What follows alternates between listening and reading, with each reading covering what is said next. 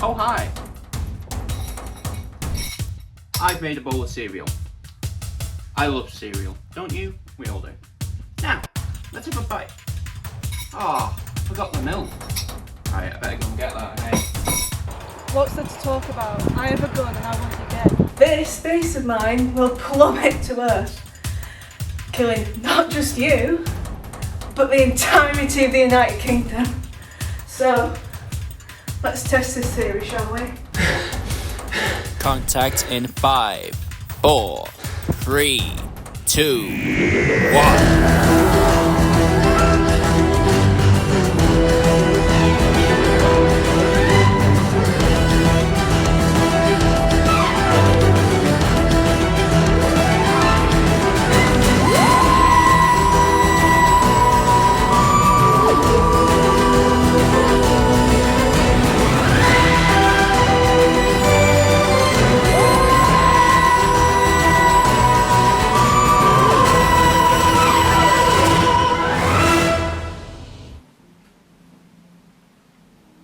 Huh?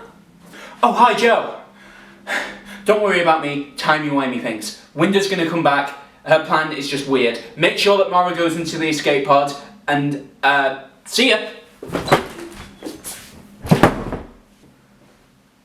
Huh. Well, it looks like I'm floating through space for a while. Let's just go to my happy place and... So after the giggle, I was excited to see our newest Doctor in action. Ncuti Gatwa is now the Doctor, and his first episode, The Church on Ruby Road, came out on Christmas Day. This episode starts with the Doctor narrating as a mother leaves her babies on the steps of the Church of Ruby Road. And after the intro, we see our newest companion, Ruby Sunday, on Long Lost Families with Davina McCall, a lovely woman. Anyway, we see little hands moving things around and causing chaos. After this, we see Ruby performing, and again, the same little hands cause chaos by unplugging the sound system. And again, in a nightclub, there is even more chaos caused by these little hands. This is where Ruby meets the Doctor for the first time. After the club, Ruby and her friends are getting into a taxi, and the little hands almost crash the taxi, but the Doctor saves them. We soon get to see Ruby's home life, as we meet her mother Carla and her grandmother Cherry. It turns out that they are fostering a baby for about a week called Lulu Bell. But soon, the little hands kidnap Lulu Bell and Ruby gives chase and ends up on a ladder in the sky. And the Doctor comes to help and gives Ruby some super gloves, and this takes all of her weight, allowing her to hold on to the ladder. The two are taken to the Goblin ship and are tied up, but the Doctor, who spent a long, hot summer with Harry Houdini, gets them untied and learns to speak rope. And then the two go into search for the baby who is about to be eaten.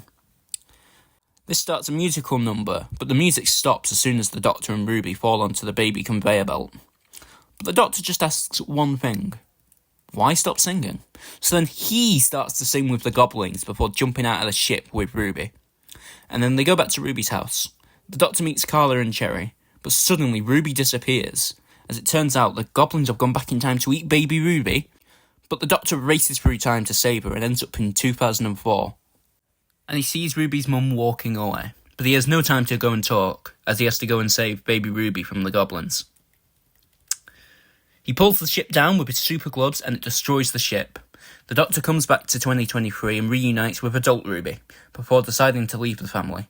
But after a while, Ruby starts to realise just how bonkers the Doctor is, and she goes after him and steps inside of the TARDIS.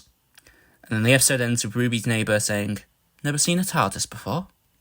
Okay, so this episode is good. I really enjoyed watching it when it first came out, and everyone I knew said it was great. But I do think it drags a bit towards the climax. And other than that, I do think it's great. I think Ruby is a cool character to follow, and Millie Gibson gives a really good performance in this episode. However, I will say that the Doctor and Ruby are just a bit too chummy all of a sudden, considering they only met like half an hour ago. I really think that 15 is a really fun and a breath of fresh air into the character that's been long overdue. I think the inclusion of Davina McCall is really funny, actually, and when they killed her off, before we found out that the Doctor saves her, actually made me gasp while watching. Overall, I'd give this episode an 8 out of 10. Alright. Time to get out of here. Oh! You were meant to die. So I have to do something with you. Ah! Or, you could just let me go. No, I'm going to take you to the boiler room. What? Mara's waiting for you anyway. Oh. Ah! Have you got Charmander? Alright, I think you know what time it is. So, 5 months later in May, Doctor Who comes back again, with the first episode being Space Babies. This episode starts with it picking straight back up from the church on Ruby Road, and we see Ruby and the Doctor in the TARDIS. He takes her to see the dinosaurs, and then to the future on a spaceship. But there is a monster on the ship, causing them to run away from the monster for whatever reason. And it turns out that the ship is a baby-growing ship for sterile planets that sometimes bang kissing. But there is something wrong with the ship, and the Doctor wants to know what. And then we meet the Space Babies. Actual babies. They think that the Doctor and Ruby are their mum and dad. But it turns out that the staff of the ship have left the Space Babies on their own. And it turns out that the babies are scared of the monster downstairs, and that they call him the Bogeyman. The Doctor and Ruby walk to another part of the ship, and they talk about Ruby's mum. Time changes, and she now points at the Doctor, but suddenly it starts snowing inside of the ship for no reason whatsoever. But then the Doctor meets the only other person on the ship, called Jocelyn, who is also scared of the Bogeyman. Eric, the space baby, goes to fight the Bogeyman, but he gets scared and he shits himself out of fear. The Doctor and Ruby find him, and then get chased by the Bogeyman. The Doctor soon figures out that the Bogeyman is a byproduct of the babies blowing their nose, making him an actual bogey-man. Jocelyn tries to jettison him into space, but the Doctor realises that he is just like the Bogeyman and has to save him from falling into space. Now that the day is saved, the Doctor is able to send the ship to a nearby planet for them to seek refuge, and then they all leave. Overall, I think this episode is fun. And that's it really. It's your average Doctor Who story, and it isn't bad by any means, but it is nowhere near my favourite of the era. But it's a good introduction to the series, and I would say that I can't really say much else about the episode though. It is just kind of average. The majority of the problems just come from the fact that it's just okay. That's the only really its issue. It's just okay. It has some funny moments, and I think the Space Babies are really fun. But to be honest, yeah, that's it. I do like the episode, but I'd much rather watch another episode instead of this one if I had the choice. One issue I will have is that the Doctor gives Ruby a TARDIS key at the end of the episode, and I don't know why. This is Ruby's first adventure with the Doctor, so I don't know why he gives her a key this early. And I think an issue like this is prevalent throughout the entire series, but I'll talk about that more later. Overall, I'd give this episode a 5 out of 10. Alright, seriously now. Enough fooling around, let's get out of here. Do you remember the last time we got trapped in a room, Mara? Yeah, you were trapped in an attic when you broke that guy's nose. Yes, and we'll use the same technique we used last time. We'll just open the door. The idiot didn't put a lock on this door. Right, come on, let's go. This episode actually came out on the same day as Space Babies, and just before the Eurovision. The episode starts in 1925 in a music lesson. The teacher plays the Devil's Chord, and this summons the god of music, Maestro, who is taking the music from everyone's heart in the world. In the TARDIS, Ruby decides that she wants to go and see the Beatles, and so they go and see him in the 60s. But suddenly they find out that the Beatles are shit, and it turns out all of the human race hates music now. All except Ruby, who still has music in her heart. So the Doctor makes a play on top of a rooftop and summons Maestro with a giggle. That causes the Doctor to run away, terrified for his life, and the Doctor uses the sonic screwdriver to basically press a mute button to his surroundings. And I think this scene is really cool. They didn't add any sounds at all. I don't know why, but the nothingness is just amazing. Maestro introduces themselves as the god of music and disappears to eat someone else's music, so the Doctor feels powerless.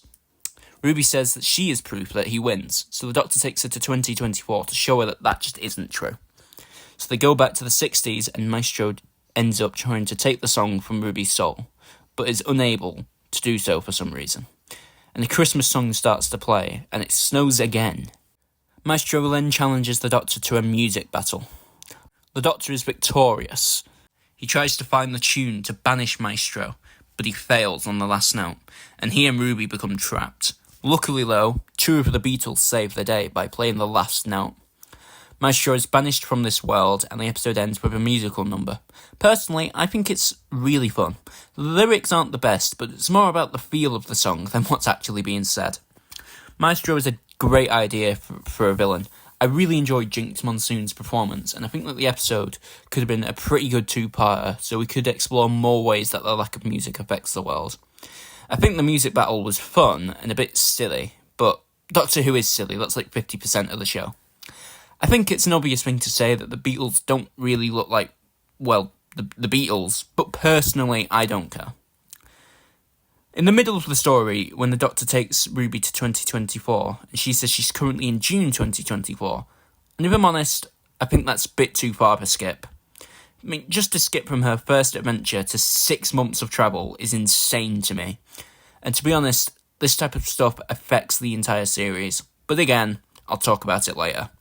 Overall, I'd give this episode an 8 out of 10. This ship's massive. We're going to be here for a while. Mara, do you have any snacks? Only for charmander. Oh, obviously. I mean, what about you and me? I mean... Mara? I've stepped on a landmine. What if you wait there, I'll find something to wedge underneath it. Yeah. Good idea. Maybe you should just run away? I'm not leaving you in. Mara! Please, do this for me. I think escape pods are just down the right. No. Oh, for God's sake, Mara, just... Wait a minute, that screen's turned on. Ha! You stepped on my landmine. Now, Joe, you can survive this without blowing up if you just do one simple thing. Talk about the Doctor Who episode Boom in under 60 seconds, starting now. Yeah, so... Okay, I cannot do this episode proper justice, but I think it's a really good episode. A quick rundown. There are these evil ambulances, and the Doctor steps on a landmine, therefore he cannot move for the entire episode. I think it's a really cool premise for an episode. This episode also sees the return of Stephen Moffat for the first time since 2017, and it's like he never left. This episode is great, the characters are engaging, and Ruby being shot was a really good fake out, and it really shocked me when I first watched it. 9 out of 10. Would talk about it more, but I don't want to blow up! Oh my. Well, Joe, you can now step off the landmine. Oh, thank God! See, you're fine. Yeah, whatever. Right, let's just get out of here. When the next episode, 73 Yards, came out, it was the episode that I was looking forward to the most. I wasn't sure what to expect, but Russell T Davies had said it's the greatest thing he's ever written. The episode has no title sequence, and very quickly the Doctor disappears. And then suddenly there is this woman following Ruby, always 73 yards away. The Doctor goes to a local pub and has a man talk to the woman for her, but he just gets scared and runs away. Ruby is eventually forced to go home and has Carla talk to the woman, but then she runs away too, and for some reason she suddenly hates Ruby and changes the locks and kicks her out of the house. It starts to snow again, and over a year later, Ruby meets with Kate Stewart from UNIT, and Ruby explains how there's always 73 yards away from her. But even they are powerless to the woman, and they leave Ruby, meaning that Ruby is alone for around 20 years. But whilst going through like her 40th breakup, she notices a man on TV that the Doctor had mentioned just before disappearing. He's running for Prime Minister and becomes the newest Prime Minister. And this is bad, as he wants to fire a nuclear missile. And so Ruby uses the woman to make him go, and he resigns quicker than is trusted. But this does not change anything, and Ruby grows old and finally sees the woman nearby. And then she becomes the woman. But this time, the Doctor doesn't disappear, and the episode ends. This episode was a very cool concept, having Ruby be on her own with some of the supernatural being that we've never seen before. I think the acting from Gibson's really great, and some of the camera work in this episode were really nice. I found it really funny that 40-year-old Ruby was just 20-year-old Ruby with glasses. Girl age is like a fine wine. However, I think the payoff of the woman was Ruby the entire time was a bit head-scratching, to be honest. However, I still like the episode.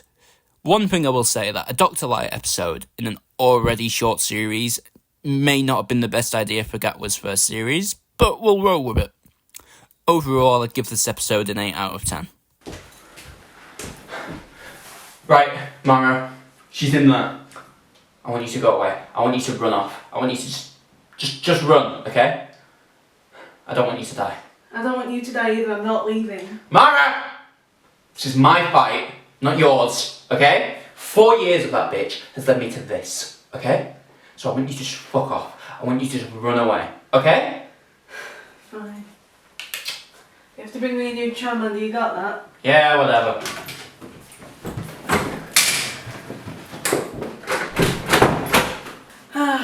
Wondering how long it'd take for you to get here. Hello, babes. Huh? Oh, it's you. Oh, sorry, I just thought you were someone else. Anyway, what was it exactly that you thought you were going to do? I don't know. What I usually do. I don't know. Anyway, why did you bring me here? Oh, I'm the villain, obviously. Seriously, Window, this is just tiresome now. Now, let's just Let's have a drink again.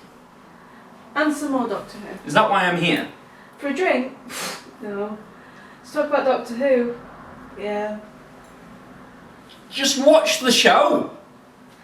Oh, obviously I can't be bothered watching all It's only 8 episodes! Yeah. Dot and Bubble! So this episode I wasn't really bothered with when it got revealed. It just kind of looked, well, boring. I watched it, however, and no, it's actually quite good. The episode's about a future society called Fine Time, full of young rich people who are all basically obsessed with social media, and it's kind of like an augmented reality type thing. We follow Lindy Pepperbean, who is a fan of the celebrity Ricky September.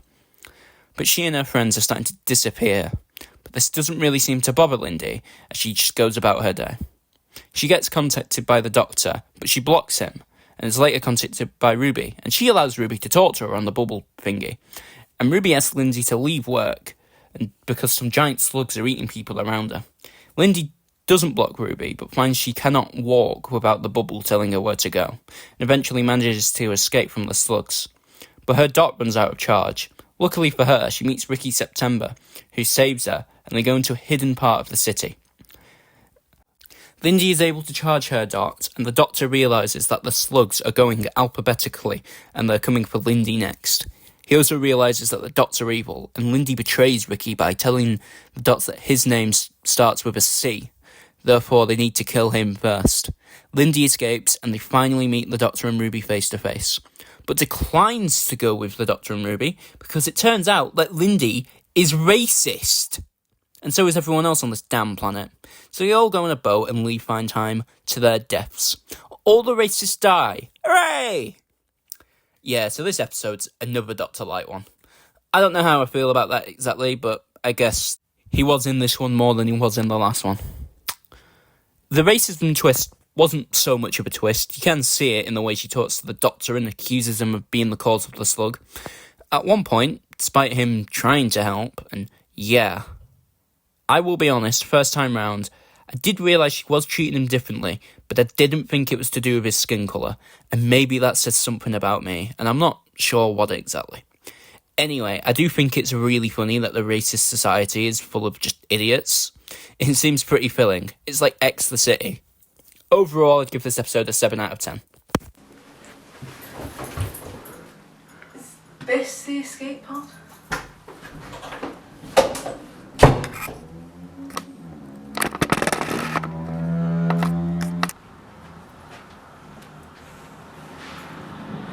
You know, this is how I always say... Let's just go again. Okay. You know, this is how I always thought things would end between us. Me holding a gun and you just standing there doing nothing while you just witter on about something stupid. I'm only wittering on because you're making me. Okay, whatever. Aren't there 3 more episodes left? Yep, but I can tell you how Rogue ends. He kisses him in the end. And what do you think of that episode? Yeah, it was alright. I was really enticed in the love story, even if it was only 40 minutes long. And yeah, the villains were a bit boring, but I do hope the writers come back and write some more episodes for Doctor Who later on. But if Ruby Sunday ever mentions Bridgerton again, I will cancel her Netflix subscription. Rate the episode. 8 out of 10. Oh yeah, I did hear good things about that episode. Just watch the damn show already, man! It's a good show, come on! Next episode, please. My Christ. The next episode starts up at Unit, and it is nice to see Rose back, I must say. Anyway, the Doctor comes to Unit to find answers about the woman that's been appearing in all of the Doctor's adventures recently. Turns out she's called Susan Triad of S-Triad Technologies, and yes, it's an algorithm for TARDIS. Turns out that she's a really nice woman who just wants to give a gift to the world. The Doctor also wants to figure out who Ruby's mum is, and it turns out that Unit has a time window, and that lets you look into different points in time. So they use the time window to virtually go to Christmas Eve 2004. But when Ruby's mother walks towards the Doctor and Ruby, she sort of glitches, and they are unable to see Ruby's mum's face. And then the TARDIS arrives in the time window, but it seems like the memory TARDIS is more of a real TARDIS than a memory. The people in Unit go to look at what Ruby's mum was pointing at in the altered memory. The memory of the Doctor leaves, and we see a black void in the time window. And the body of a soldier comes from the void, and it looks like he's been dead for 100 years. The Unit team do a scan in the TARDIS whilst the Doctor goes to meet Susan Triad.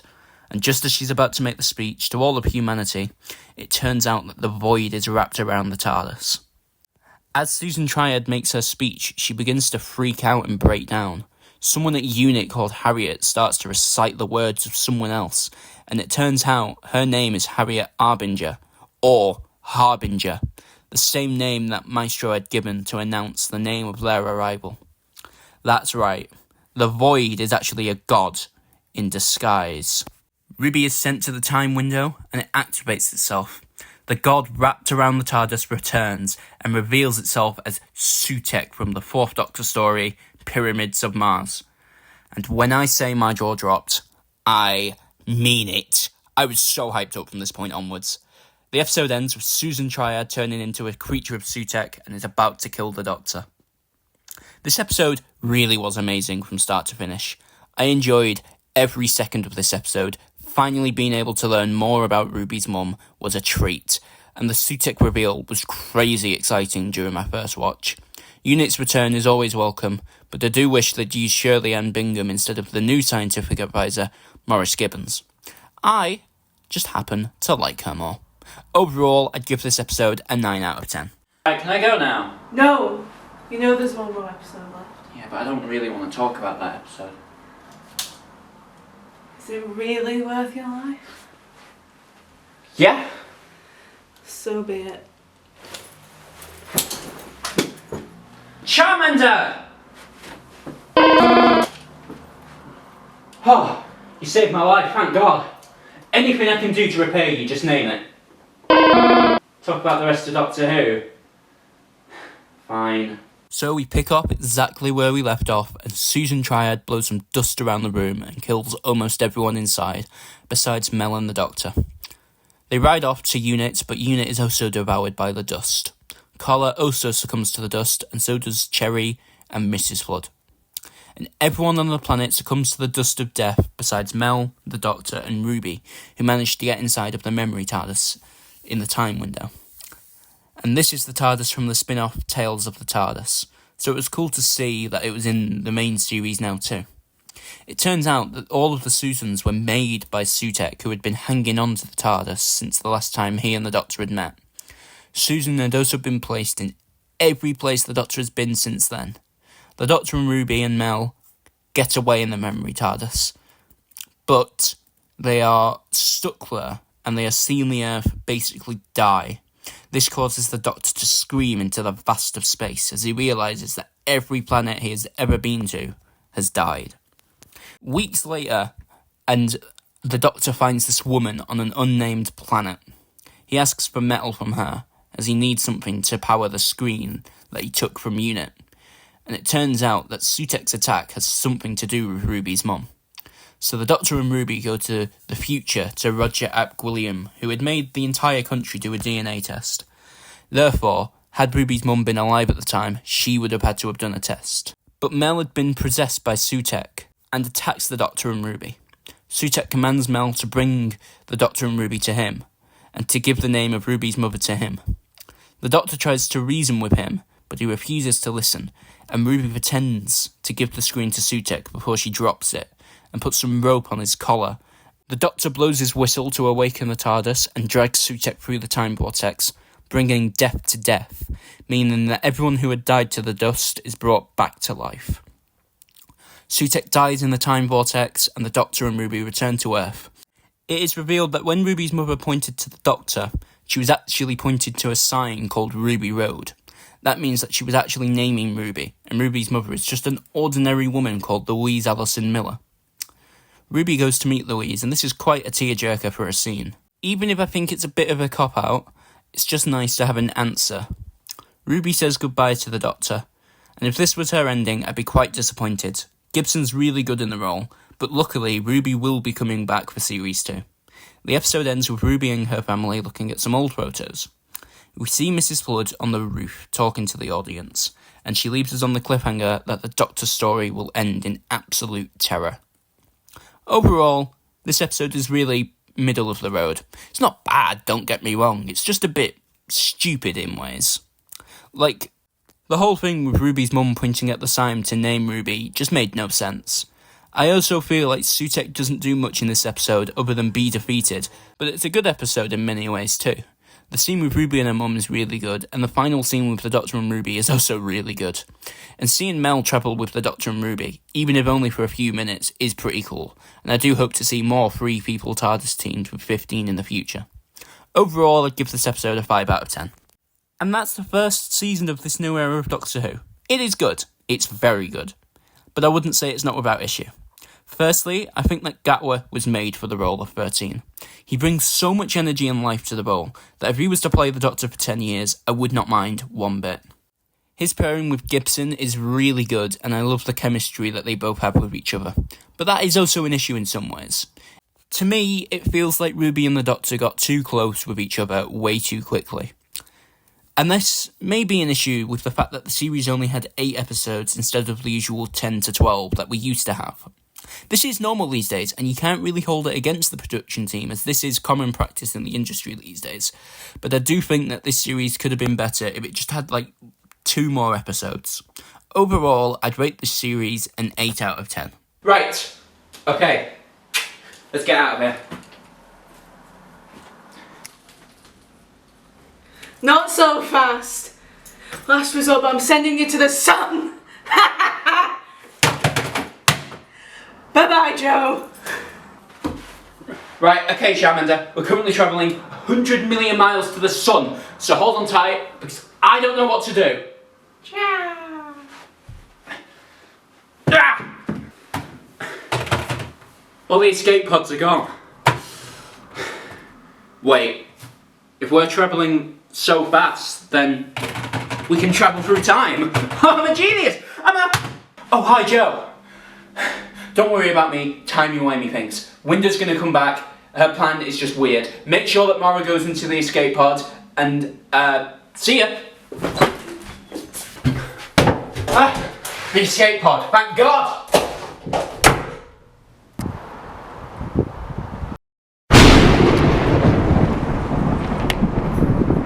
I win.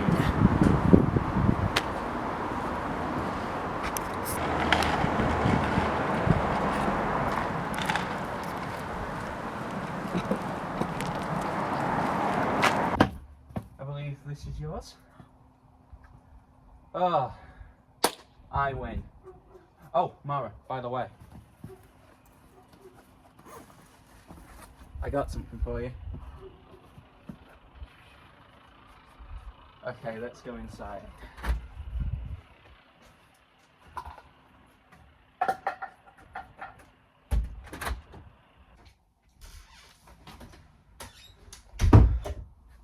She's so insane. She took me to space to learn about Doctor Who. Just watch it on BBC iPlayer or Disney Plus. It's not that hard. You know what I mean? I can finally have my cereal though. Oh my God. I forgot the damn milk!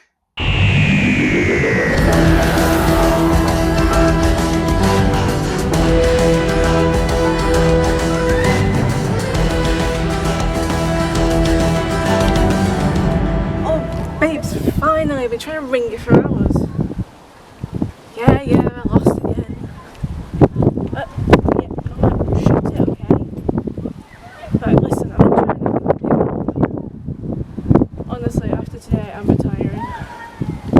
Yes, I'll let you have your turn next.